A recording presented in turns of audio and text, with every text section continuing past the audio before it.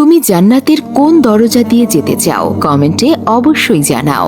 জান্নাতের 8টি দরজা আছে। প্রথম দরজা বাব আল জিকির। এই দরজা দিয়ে সেই সব মুসলমান প্রবেশ করবে যারা আল্লাহর জিকির করে।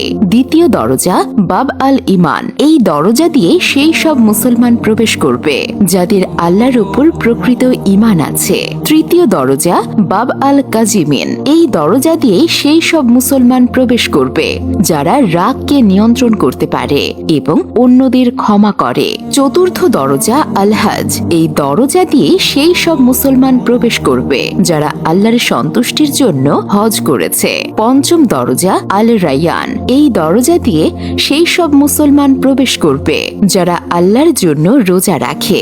ষষ্ঠ দরজা আল সাদাকা।